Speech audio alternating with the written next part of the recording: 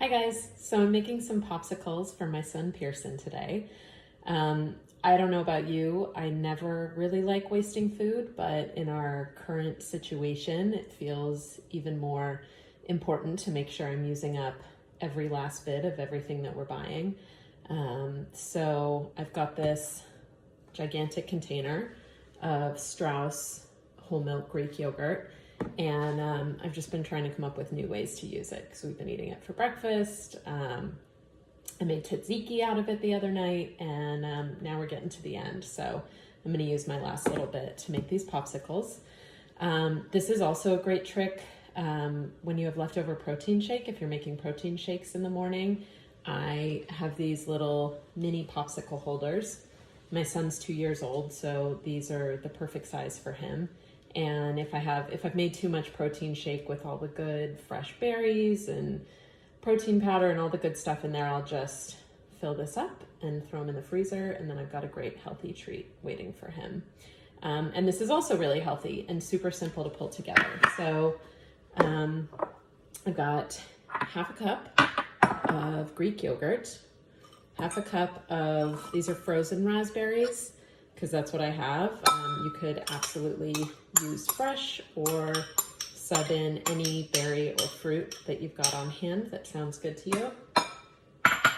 And the Greek yogurt is delicious and a little bit tart, so I like to add just a little bit of sweetener.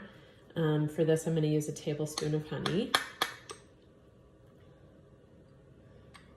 And obviously this recipe is easily doubled because it's just 1-to-1. Half a cup yogurt, half a cup fruit, and however much sweetener you want to add.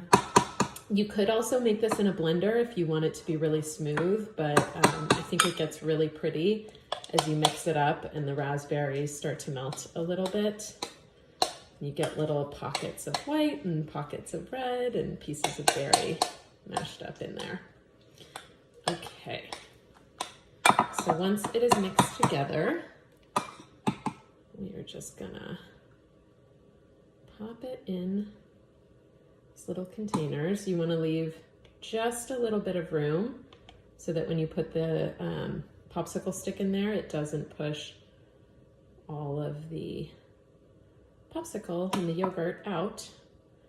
And a good trick, you don't really need it for this size, but if you're making bigger popsicles and there's a lot of room, you can take a chopstick or a knife and just kind of mash things down in there to make sure it's fully filling up the mold.